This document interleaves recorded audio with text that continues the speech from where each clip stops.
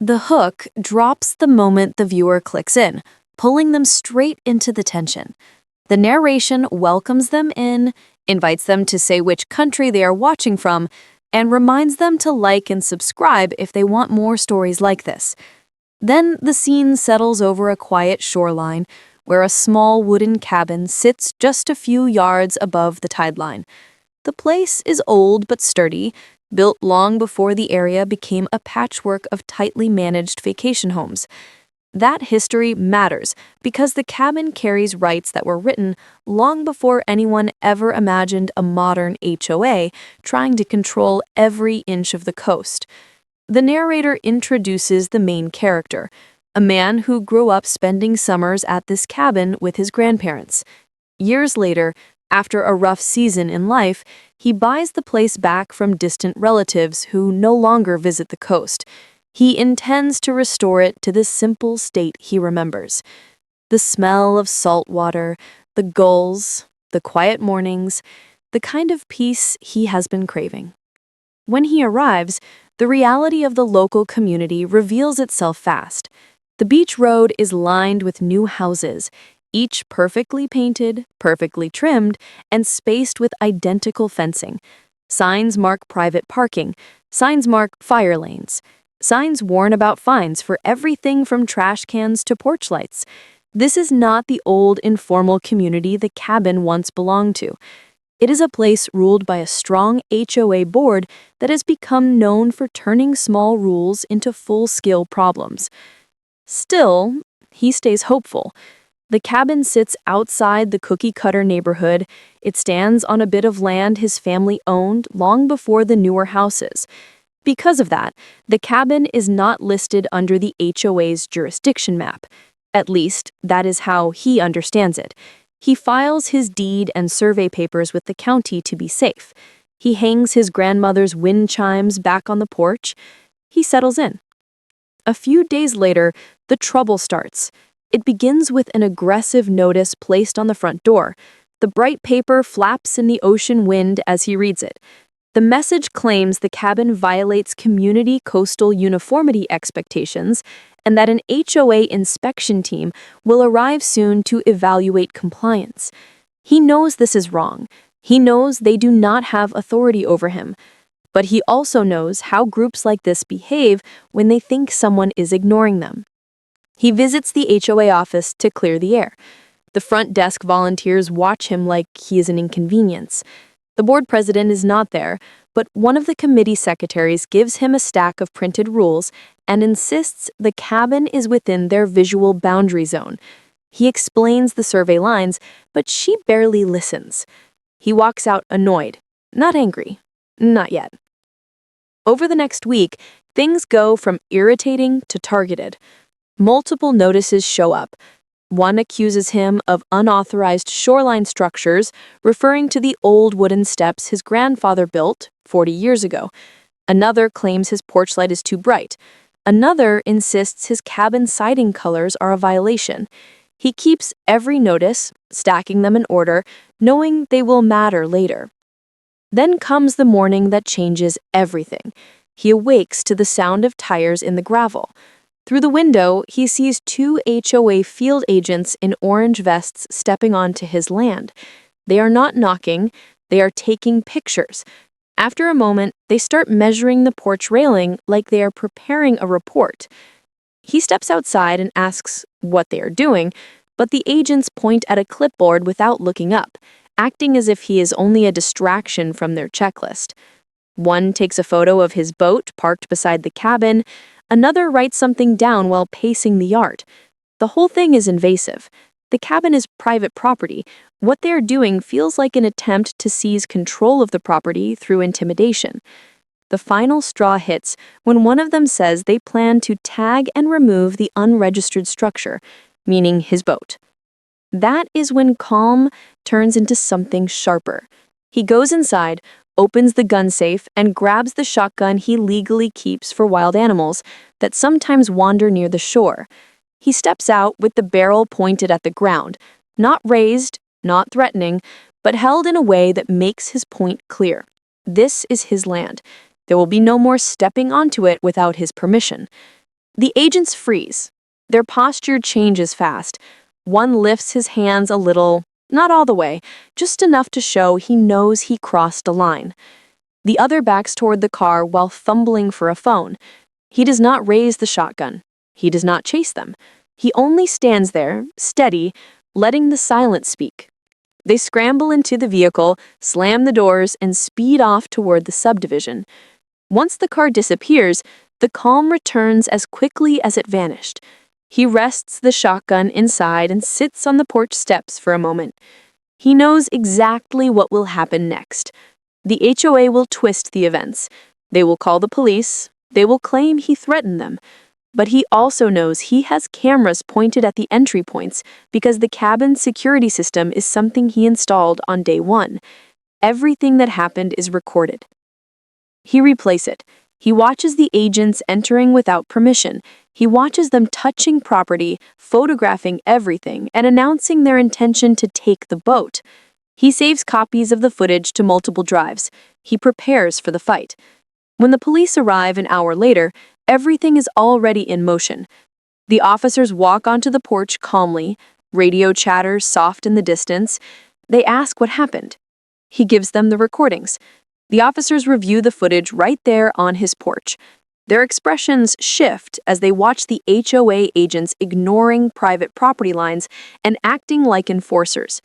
The officers nod, thank him for his cooperation, and leave with the confidence of people who already know the HOA is in the wrong.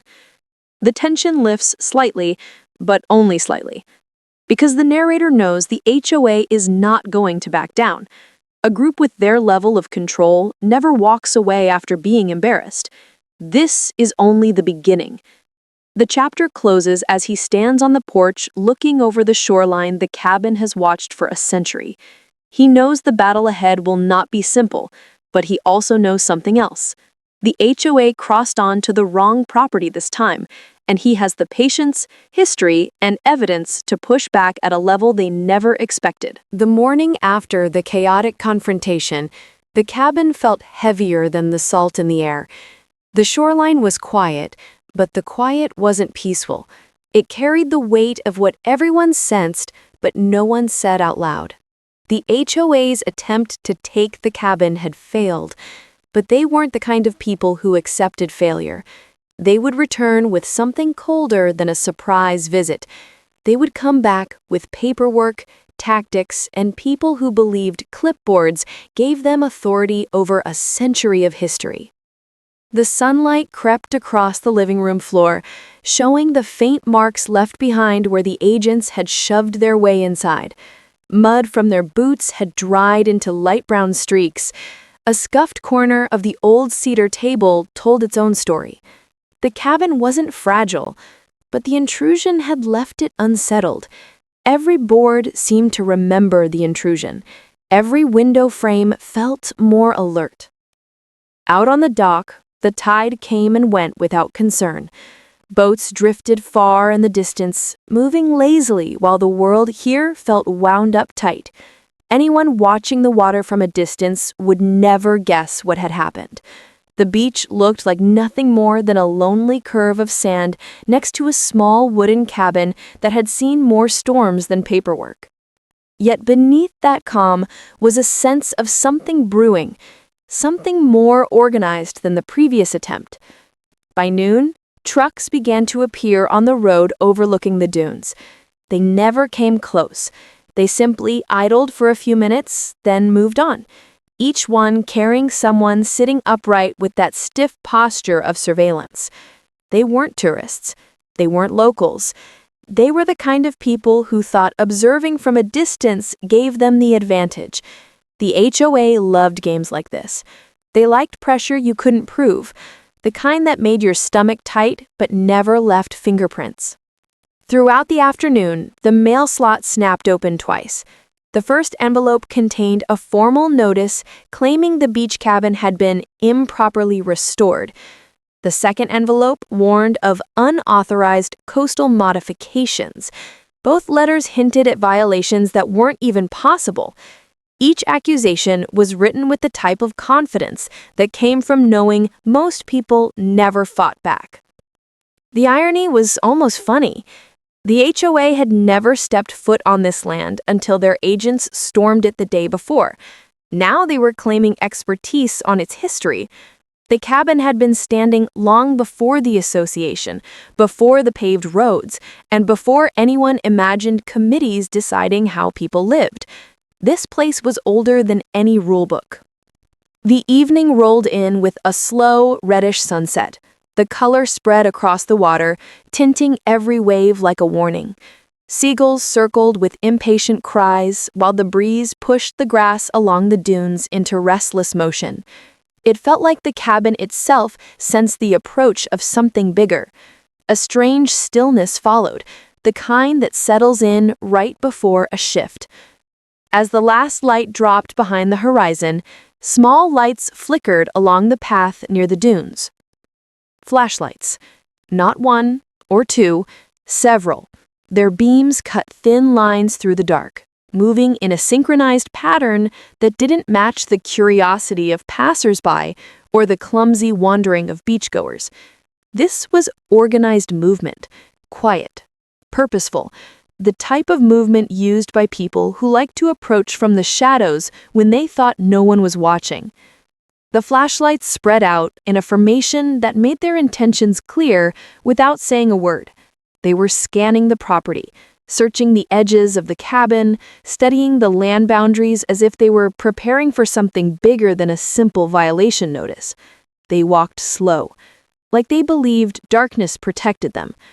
Their behavior felt rehearsed, as if this had been discussed in a meeting where someone pointed at a map and said, "Here's how we proceed next." Inside, the cabin stayed dark. The boards didn't creak, no lights were flipped on. It was easier to let them think the place was empty, easier to let them show their plan without interruption. They moved closer, eventually stepping through the dune grass with a confidence that suggested they already believed the land wasn't private anymore. Their flashlights reflected against the cabin windows as they circled the structure, tracing the walls and corners with slow sweeps of white light. The sound of the waves masked most of their footsteps, but the quiet scraping of shoes against the deck stairs cut through the night. They climbed the steps in pairs, testing each board as if checking its stability. Their behavior wasn't random. They weren't curious. They were gathering evidence for something, preparing for a claim bigger than the accusations in the envelopes. They were looking for weak points. After circling the entire property twice, the flashlights retreated back toward the dunes. The group moved in a tight cluster, their voices low, their silhouettes sharp against the pale sand behind them. They disappeared into the curve of the path with a quickness that didn't match the slow caution they had used earlier. It was the kind of exit chosen by people who believed they had accomplished exactly what they came for. When the night regained its silence, the cabin finally seemed to exhale. The waves kept rolling. The wind moved through the dune grass again. The stillness faded. Everything returned to that natural rhythm, but with a new boundary drawn in the air. The HOA had stopped knocking at the front door. They had stopped sending people who demanded compliance with raised voices. Now their tactics were different. Quiet, strategic, hidden. The cabin wasn't just a structure sitting on a slice of coastline anymore.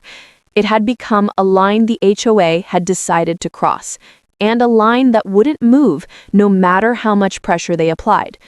The next step wouldn't be a simple notice or midnight scouting trip. They were preparing something bigger, and they believed it would work. They believed they had the upper hand. But they were wrong. The cabin had history on its side, and a plan was already forming that turned their own tactics into their downfall. What happened next would reshape the battle entirely. The morning after the attempted inspection, the entire coastline seemed quieter than usual, like the tide itself was waiting for the next move. The cabin sat beneath a pale sky, the air thick with the kind of calm that only appears after a line has been drawn. The HOA agents had shown their hand, and they had not expected resistance. Now, every ripple of sea breeze carried the weight of what came next. The day started with a slow patrol along the ridge road. It wasn't official security. It was just a few neighbors driving by more often than they needed to, the kind of casual loops that pretended to be errands. Word had already traveled. People didn't need details. They just needed the headline. The HOA had tried to pressure another owner again. That alone was enough to spark concern. Many residents own these cabins as family legacies, not modern properties. They understood what was at stake. Inside the cabin, the routine became part vigilance, part strategy. Each window offered a different view of the terrain, and each view carried its own potential risks. The HOA had a habit of returning when they believed their authority had been challenged, and they relied on intimidation disguised as procedure. With that pattern in mind, the next wave of action would only escalate. They would return with a larger team or with paperwork they hoped it would scare more than their attempts from the day before. To prepare, the cabin's boundaries were carefully walked and documented. Every marker, every measurement, every stake hammered into the sandy soil years ago by previous generations was checked. The HOA liked claiming noncompliance on technicalities, using ambiguous language to gain leverage. Knowing that, the family land was reviewed inch by inch until certainty replaced any lingering doubt. The cabin stood well within the allowable range. The shed behind it, the boat ramp, even the old seawall were all compliant with county rules that outranked any HOA guidelines. Still, compliance alone was never enough for organizations that thrived on pressure. Later that afternoon, a small envelope appeared at the end of the driveway. It wasn't mailed. It was tucked under a stone, placed deliberately where a tire might roll over it. The envelope carried the HOA letterhead in sharp ink, the kind designed to look official, even though it held no legal weight. Opening it revealed exactly what had been expected, a notice of emergency reevaluation, a vague phrase the HOA used when it wanted immediate access without giving homeowners time to prepare. The message demanded a full inspection the following morning. It referenced possible violations, hinted at safety concerns, and framed everything as a necessary step for the preservation of community values. Underneath the stiff language was the real message. The HOA had not forgotten the refusal. They were coming back, and they intended to win. The evening was spent planning for their arrival, not in a confrontational way, but in a methodical, documented, airtight way. Evidence mattered. Cameras were positioned, old recordings were saved, timestamps were checked. Anything the HOA tried to twist could be countered. Over the years, the HOA had targeted several residents based on nothing more than personal bias or inflated pride. This time would be different. This time, everything would be on record. As darkness settled along the shore, the cabin lights remained low. The beach was quiet except for the steady pulse of waves rolling against the sand. Across the water, the faint glow of other cabins flickered through thin curtains, signaling ordinary life, continuing on unbothered. But beneath that calm, everyone knew their own boundaries could be next if this battle wasn't handled carefully. The night passed slowly. Every noise outside felt deliberate. The crunch of distant gravel, the soft hum of faraway engines traveling along the coastal road, even the rustle of dune grass shifted the rhythm of the cabin's usual stillness. By dawn, the sky carried a soft pink haze over the horizon, signaling the start of what would become a defining day. The HOA did not disappoint. 2 vehicles rolled up the driveway just past 8 o'clock. This time, the group was larger. Clipboards, cameras, and a confident stride made it clear they expected compliance without resistance. They approached the cabin with a rehearsed air of authority, fully prepared to claim they had the right to conduct any inspection they wanted. But the preparations made the night before paid off. Every step the HOA agents took was recorded, from the moment they parked to the moment they approached the porch. Their demands were met with calm structure. Their attempts to misinterpret the bylaws met immediate correction. Their effort to enter areas they had no right to approach met firm boundaries documented in county law. The tension built slowly, rising like a tide without a storm. Each minute of their presence revealed more of their strategy. They didn't want an inspection. They wanted a reason to create one. They were searching for anything that could be framed as non-compliance, Even something as minor as driftwood stacked too close killed Dune. The longer the standoff continued, the clearer it became that they were overreaching. Their frustration grew, their composure thinned. The HOA relied on homeowners folding under pressure, not pushing back with legal clarity. Eventually, the situation reached the moment that shifted the entire day. One of the agents stepped toward the shed behind the cabin, a space clearly marked as private property. It was a small movement, but an intentional one, an attempt to cross a line they hoped wouldn't be challenged. They had miscalculated. That crossing became the final strike needed to shift control entirely. Every inch of their unauthorized movement was captured. Every violation of boundary was documented. And with that evidence, the day took a new direction, one where the HOA's authority began to crumble, replaced by the consequences of their own actions. The agents sensed the change too. Their certainty faltered. Their questions grew sharper. Their posture shifted from confident to cautious. The moment they retreated to regroup, the tide had already turned. As their vehicles rolled away, the beach returned to its familiar silence, but the air felt different. Something fundamental had shifted.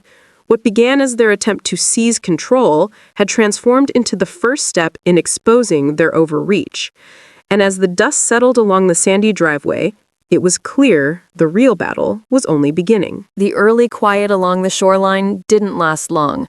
By mid-morning, the tension that had settled the day before had drifted back like fog rolling over the tide. Word of the failed inspection attempt spread through the neighborhood faster than anything else that week.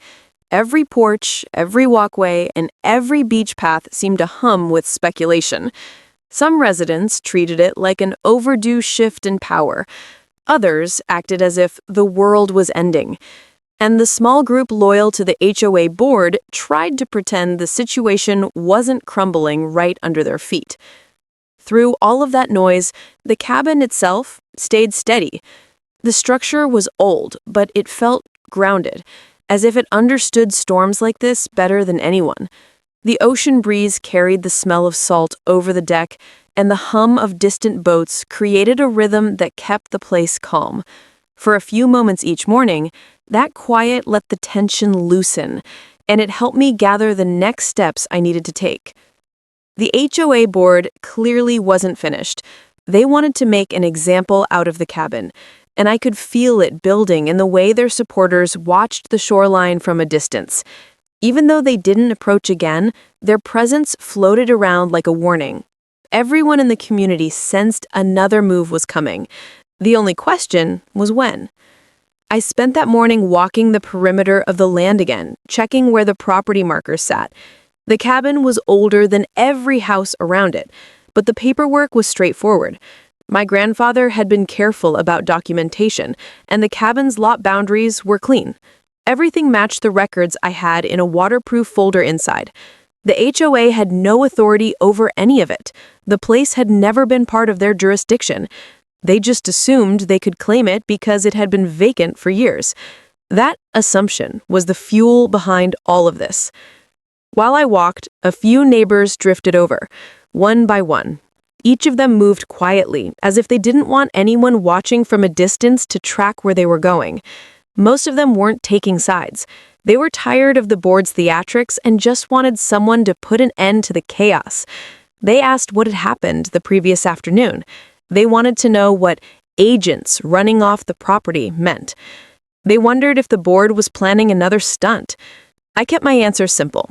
I didn't give them anything to feed the rumor mill, but I didn't weaken my stance either. The cabin belonged to my family. No one was going to force it into an HOA it never joined. Later that afternoon, the situation tipped again. A line of unfamiliar cars pulled into the community, each of them slow and deliberate. The vehicles stopped near the beach pathway and idled just long enough to draw attention. The board members stepped out one by one, each dressed as if they were heading into a courtroom. Behind them, two men followed who looked like private compliance inspectors. None of the cars parked on my land or even close to it, but the message was clear. They had returned with reinforcements. The board didn't approach the cabin right away. Instead, they formed a tight circle near the dunes, lowering their voices as they compared papers and pointed toward the property markers. They kept glancing at the cabin as if expecting me to storm down the path and start a fight. But I stayed on the deck and watched them through the slight glare of the sun. I wanted them to make their move first. They needed to be the ones who explained why they were here again after everything that had already happened. More neighbors gathered nearby, standing at a distance where they wouldn't get caught up in anything, but could still witness it. Nobody wanted to miss the moment. The ocean breeze carried the mix of salt and quiet tension across the sand. The longer the boards stayed frozen in their huddle, the more the crowd grew. Eventually, one of the private inspectors stepped forward and walked toward the property marker. He held a measuring wheel and a clipboard, and he seemed determined to look official, even though he had no authority here. When he crossed onto my land, the neighbors took a collective breath. They all knew the HOA had no jurisdiction on private beach parcels, and they also knew this was another line being crossed. I walked down the steps of the cabin, steady and calm. I didn't need threats or shouting to push back. I carried a folder of documents and nothing else. Even with the little scene unfolding, the beach felt oddly peaceful. The tide rolled in and out with patient timing, as if it reminding everyone that the land was older than any rule book someone tried to force on it. When I reached the property line, I didn't have to say anything. The inspector saw me, stopped walking, and glanced back at the board members for direction. They didn't step forward. They didn't even speak. They just watched him, silently hoping he would be the one to push harder. He lifted the measuring wheel again, hesitated, and then slowly lowered it. Whatever he had been told before arriving clearly didn't match what he was seeing. The lot was marked, the boundaries were correct, the records were clear, and nothing about this land belonged to the HOA. The crowd watching from the dunes began to whisper. Some of them sounded entertained, others sounded relieved, and a few seemed more nervous than anyone else, mostly the board's supporters. Their confidence from earlier was starting to slip. The longer the inspectors stood frozen, the more obvious it became that the board had stalled out. One of the inspectors finally stepped back toward the circle of board members. Whatever he told them wasn't loud enough to hear, but the effect was instant. Shoulders sank, expressions tightened. The board had expected the inspection to intimidate me, not to be blocked by basic property facts. They had walked down here with the idea of reclaiming authority. Instead, they ended up gathered in the sand, struggling to figure out how to retreat without making it look like they were retreating. The private inspectors returned to their cars first. The board followed slowly, trying to mask their frustration. And the neighbors stayed along the dunes, watching until every vehicle pulled out of the community. As soon as the taillights disappeared down the road, the air around the cabin felt lighter. Not calm, not settled, but lighter. Everyone watching knew this wasn't the end. The board had pulled back only because they were cornered, not because they accepted the truth. Their next move would come soon, and it would be bigger. The community sensed it, and I sensed it. The early light rolled across the shoreline with that slow, pale glow that made the whole beach feel like it was stretching awake after a long night. I stepped out onto the sand before the tide reached its morning edge, breathing in the calm that had become rare ever since the HOA agents started pushing their campaign to seize the cabin. The air carried the usual mix of salt and pine, but there was something sharper underneath it, something that hinted at another day of pressure from people who wanted control more than community. The commotion from the day before still played through my mind. The agents who had stormed down the path with their folders, their warnings, and their smug determination had underestimated me. They had not expected a homeowner who knew the bylaws better than they had bothered to read them, and they definitely had not expected me to stand firm. Their retreat felt like a temporary pause rather than a full withdrawal, which meant I couldn't relax. Not yet. I walked the property line again, tracing the simple wooden markers I had placed after confirming the boundary documents with the county clerk. Every inch of it matched the original deed from decades ago. The cabin had stood here long before the HOA had even been imagined. The land was as much a part of my family's story as the ocean itself. I rehearsed the facts in my mind, knowing the HOA board would twist whatever they could to argue otherwise. By mid-morning, the stillness dissolved as weekender residents arrived in scattered waves. Cars rolled in, children dragged beach gear toward the dunes, and neighbors took their slow strolls along the boardwalk. But mixed with the usual weekend activity was a simmering tension, a quiet whispering that seemed to follow me as I moved through the area. People wanted to know what had happened yesterday. Some glanced at me with sympathy, others with unease, and a few with something close to admiration. Word travels fast in coastal communities, especially when drama is involved. When I reached the boat shed to check the locks, I noticed fresh footprints in the sand that hadn't been there before. They curved around the shed, doubling back toward the shrubs. Someone had been poking around. Someone curious. Someone bold. It wasn't surprising. The HOA rarely backed down without gathering more ammunition. That meant paperwork, photographs, or anything they believed could give them leverage. Inside the shed, everything was untouched. The tools were lined up, the old canoe rested in its slings, and the storm shutters lay stacked on the wall. Still, the footprints outside told me that the pressure was tightening. The board wouldn't stop simply because their first attempt ended in embarrassment. Around noon, the sea breeze shifted and brought with it a faint hum from the boardwalk. I followed the sound until I saw a small crowd gathered near the posted HOA bulletin. A new notice had gone up, its edges still crisp and unwrinkled. People leaned close, reading with furrowed brows and muffled conversations. Some stepped aside when they saw me approaching, clearing a small path. The notice was simple but hostile. The HOA had announced a special emergency review to discuss unauthorized structures located near the coastline, along with safety risks posed by non-compliant property owners. It didn't mention me by name, but it didn't have to. Everyone already knew who it targeted. As I stood there reading, I could feel the weight of the crowd's curiosity pressing in.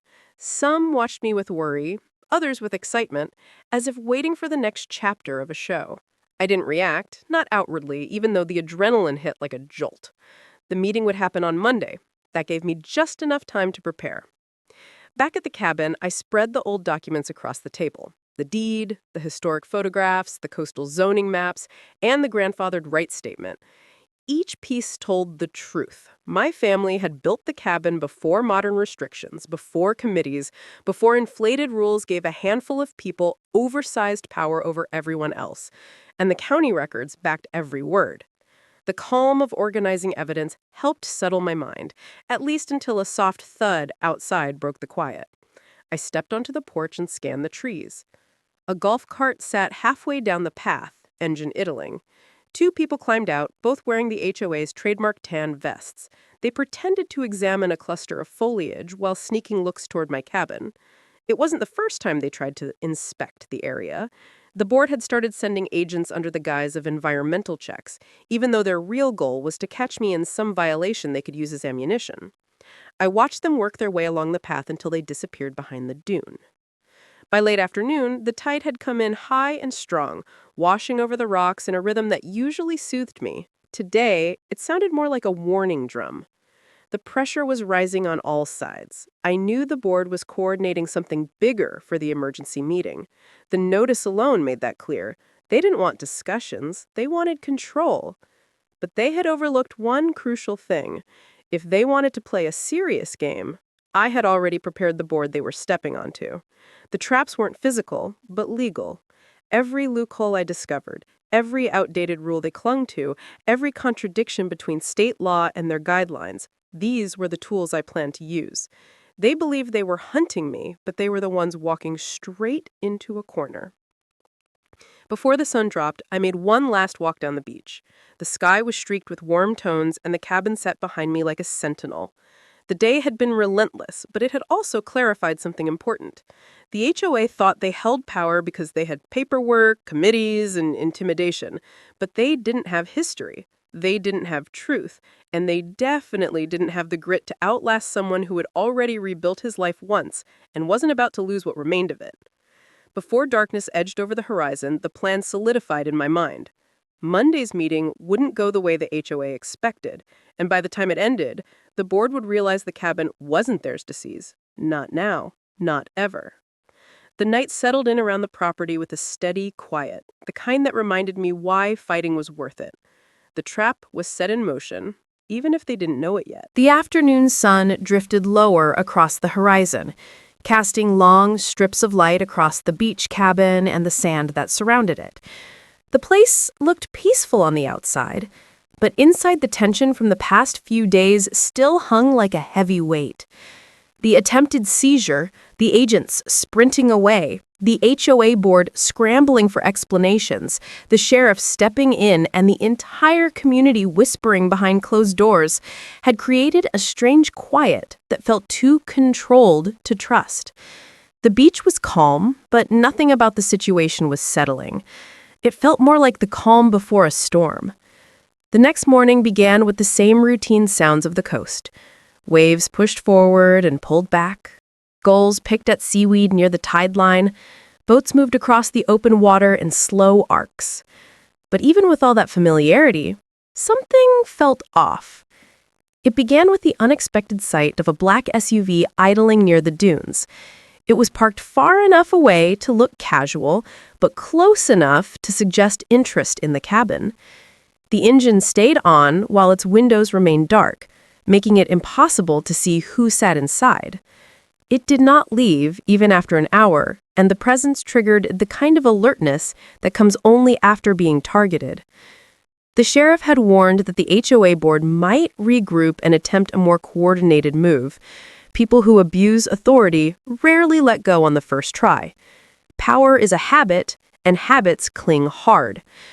That warning echoed in the back of the mind while the SUV stayed in place. And then a second SUV appeared behind it, darker and larger, and pulled up along the first one like they were parked for a strategy session. The men inside never stepped out, but their silhouettes moved around enough to show they were talking. The vehicles never turned off. The engines kept humming like a low threat. Inside the cabin, preparation began quietly. There was no panic, only controlled awareness. The documents proving ownership were stacked in a folder near the front room. The sheriff's personal number was placed on the counter. The cabin's small security system, simple but reliable, was switched on. The shotgun remained locked up, not because of fear, but because conflict can escalate when it does not need to. The goal was not to threaten anyone. The goal was to be ready. Hours passed and the sun began to sink. The vehicles never moved. It was clear now that someone was waiting for something. Maybe instructions, maybe backup, maybe a window of distraction. HOA boards with bad intentions often lean on patience rather than confrontation. They prefer to move when they think no one is watching, especially when they believe they can hide behind regulations or fabricated violations. But this time, the board had already been exposed. Any step they took now risked real consequences. When evening settled over the shore, a faint glow appeared behind the dunes. Another set of headlights. A third vehicle. This one was not an SUV. It was a white service truck, the kind used by towing companies. It came slowly, pausing several times before reaching the point where the sand met the path. The engine rumbled like a warning. The sight of the truck felt surreal. The HOA board must have convinced themselves they had legal grounds to remove something from the property, or they were desperate enough not to care about the law at all. The sheriff was called with a steady voice and a direct explanation. He answered on the first ring, already sounding on alert. He said he was on his way and told no one to engage unless a crime was actively being committed. It was clear he knew something like this might happen. People who are cornered often make bold mistakes, and the HOA board had been cornered for days. Now they were gambling everything on a reckless move. The white truck stopped just short of the cabin's small front lot. The driver stepped out, glanced around, and scanned the area with the cautious look of someone who sensed trouble. He did not look like he wanted to be there. He looked like he had been paid well or pressured even harder. He paced near the dunes while the two SUV drivers climbed out to join him. They spoke in low voices, checking paperwork and pointing to the cabin as if rehearsing a story they knew wouldn't survive scrutiny. The trespass began when one of them stepped onto the cabin's sand pathway with an entitled stride. That was the line. The security system clicked on with a soft mechanical chirp, recording every movement. The men paused when they heard that sound. Their posture shifted.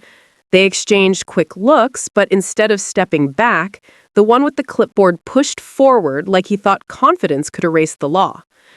From inside the cabin, every movement was tracked. The night was still, except for the distant roll of waves and the crunch of footsteps on sand. When the clipboard hit the front porch rail, the sheriff's patrol vehicle rolled over the dunes with its lights off, using the natural shadows for cover. The board members never saw it coming. The sheriff approached with controlled authority, stepping between the men and the cabin before they had the chance to attempt anything further. The sudden appearance froze all three of them in place. The sheriff called backup within seconds. The tow truck driver lifted his hands slightly, looking apologetic and stressed, already trying to explain he had no idea the job was illegal. The two SUV drivers tried to retreat to their vehicles, but the sheriff kept them close until his deputies arrived. The situation unfolded fast. The board members looked less like leaders and more like people who had just realized they'd crossed a line with no return. The sheriff checked the paperwork, declared it invalid, and recorded every detail while his deputies photographed the tow truck and the SUV plates. One of the board members began shaking when the sheriff explained the charges they might face for attempted unlawful seizure and trespassing at night. The tow truck driver was released. He fled the moment he was allowed to leave. The SUV drivers were detained for questioning and kept there as evidence was documented. The beach was quiet again, but the tension had finally turned in a different direction. The board had made their final mistake. The sheriff said this was only the beginning of what would happen next. And that became the turning point that would define the final chapters of the story. The night closed in and the cabin lights stayed steady while everything around it shifted toward a new stage. The last light of evening settled over the shoreline as the cabin stood quiet again, worn down from the chaos that had passed through it over the last several days. The beach in front of the property looked calm, but everyone who lived along that stretch of coast felt the same uneasy breath of tension drifting across the water. Word of the failed seizure attempt had spread to every porch, every deck, and every backyard gathering spot. Neighbors now watched the HOA with a level of caution that had not been present only a week earlier. Inside the cabin, the owner moved from room to room, testing old hinges, securing windows, and clearing away debris left by the fleeing agents. The place had always been a peaceful retreat, a spot tied to good memories and quiet mornings. Now it carried the feeling of a fort preparing for another test. Even with the group's first attempt stopped cold, there was no certainty the HOA leadership would let the matter go. Their pride had taken a hit, and people in positions like theirs rarely backed down without trying something bigger. Night pulled across the coast as fishermen returned to the docks. A few of them paused their work to glance toward the cabin. Their nods were small, almost hidden, but they carried meaning. They had seen what happened. They had seen who ran and who stood firm. In small communities, respect grew from moments like that. The owner stepped onto the porch and listened to the water pushing against the sand. The calm was welcome, but the uncertainty beneath it lingered like a second tide. Supplies were still stacked neatly in the living room, ready in case something unexpected happened. The sheriff had been supportive but had made it clear that the HOA was determined to push whatever loopholes they believed they had found. The owner knew better. The land had strong documentation behind it. Every acre, every boundary line, every historical marker placed by great-grandparents gave weight to its protection. Still, groups like the HOA often counted on intimidation more than legality. By morning, a soft haze covered the water as sunlight reached the beach. The day began without interruptions. Birds moved between the trees. A pair of neighbors walked their old Labrador along the tide mark. Nothing suggested that trouble was gathering, but years of living near unpredictable people had taught the owner how to read the quiet. It never stayed gentle for long when someone felt they had been embarrassed. The HOA leadership had been humiliated, and their attempt had spread through the community faster than anyone expected. Around midday, a small group of neighbors approached the porch. They came without noise. carrying the comfortable posture of people who cared more about fairness than rules written behind closed doors. They had spent days sharing stories with one another, comparing notices, warnings, and pressure tactics that they had all received from the HOA. The attempted property seizure had been the final straw for many of them. They believed the time had come to confront the leadership as one unified voice, not a collection of isolated homeowners dealing with problems individually. The owner listened as each neighbor recounted what the HOA had tried in the past. Some had been fined for simple repairs, others had been harassed for minor landscaping choices. One had been told to repaint his shutters 3 times, despite having written approval from 2 different board members. The more the neighbors talked, the clearer the pattern became. The HOA agents had not appeared at the cabin by accident. They had been emboldened by a long run of pushing people around without consequences. Plans formed across the porch like pieces of driftwood coming together in a tide pool. No decisions were rushed, and every possible outcome was considered. The owner understood that victory would not come from anger. It would come from documentation. Every report, every warning letter, every recorded overstep would matter. And now that the community had gathered, the HOA was no longer facing a single homeowner. They were facing an alliance with shared frustrations and a collective willingness to challenge the board in a formal setting. For the first time since the trouble began, the owner felt true momentum shifting. Not the kind born of intimidation, but the kind built from cooperation. The group spent hours preparing for the next HOA meeting, which had already been scheduled for the end of the week. The owner knew the board would try to defend themselves. They would use technical language, half-accurate policy references, and pressure tactics that had worked many times before. But this time would be different. There would be witnesses. There would be evidence. There would be strength in numbers. As the sun dropped again, the owner walked the shoreline alone, letting the tide wash over their shoes. It was the same stretch of beach that family had guarded for generations. Every summer visit, every storm cleanup, every memory had shaped what the place meant. Losing it was never an option, and letting the HOA claim authority over it would betray everything the family had worked to preserve. A few gulls circled overhead while the waves shifted gently. The ocean had its own rhythm, its own sense of permanence. Land could change, homes could be replaced, but the traditions tied to this beach ran deeper than any set of policies in an HOA binder. The owner knew that stood as the most powerful truth behind the fight. That night, a thick wind pushed in from offshore, whistling through the palm fronds near the porch. It rattled the front gate and sent small bursts of sand rolling across the yard. Inside, the owner reviewed the documents again, making sure every piece of evidence was organized. Property maps, old surveys, historic photos, meeting notes, grievances from neighbors, and records from the sheriff all took their place in the growing folder. A sense of resolve settled in. The HOA had counted on fear. They had counted on compliance. They had counted on the belief that one homeowner, standing alone, would never push back hard enough to make a difference. They had miscalculated. The owner now understood the level of unity that had sparked across the neighborhood. Something stronger than a simple property dispute had awakened. It was the shared belief that people should not be bullied out of their own hard-earned land. As the last hour of the night passed, the owner stepped onto the back deck and looked at the wide stretch of moonlit water. The meeting was approaching, and with it, the chance to finally expose the board's behavior. The calmness of the moonlight matched the owner's focus. A fight was coming, but not the kind that required shouting or threats. This one would be one with preparation, unity, and truth.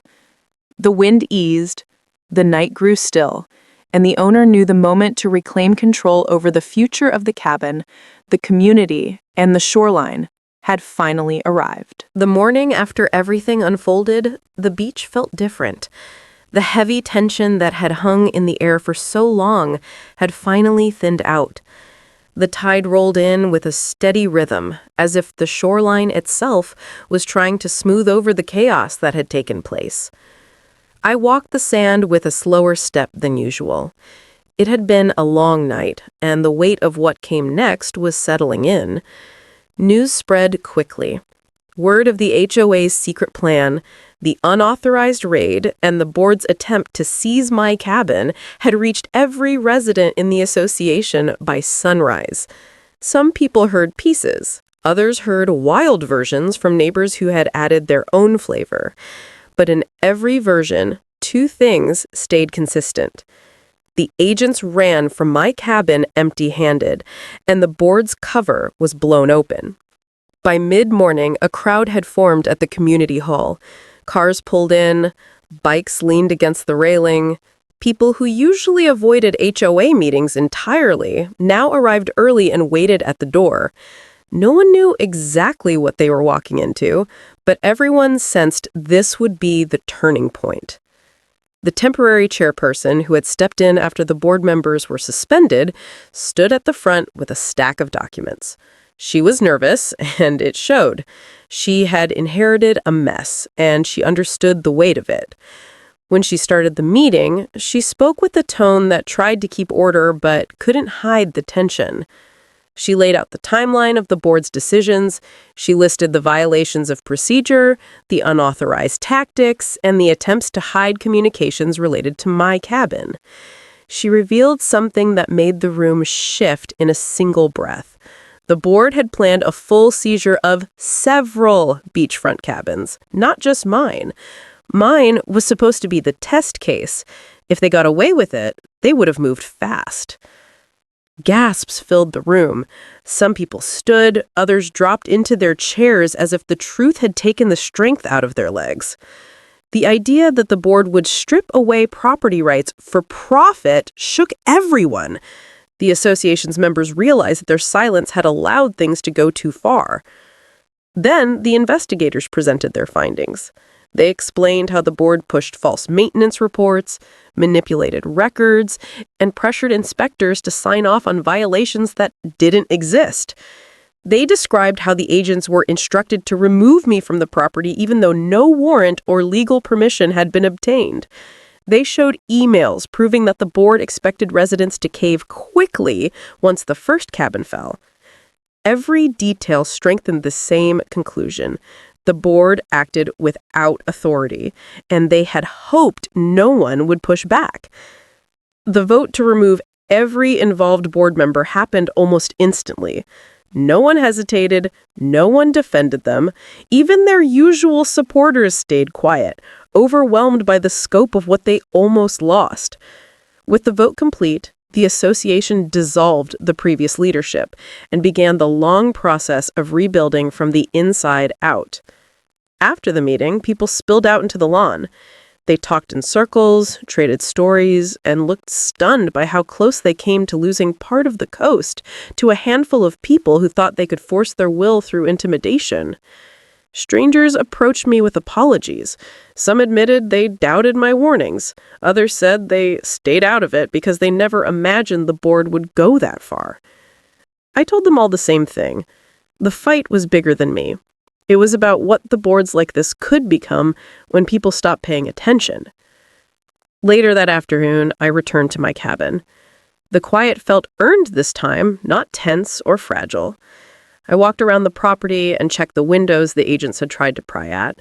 I picked up the loose debris left after their panic-driven retreat. Everything was still standing. Everything was still mine. For the first time in weeks, I sat on the porch and let myself relax.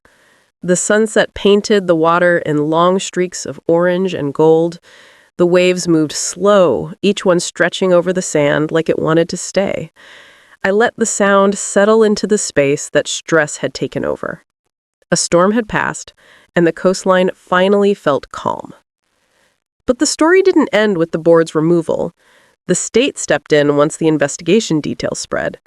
Criminal charges were filed for breaking and entering, fraud, and misuse of authority. The agents involved faced legal consequences as well.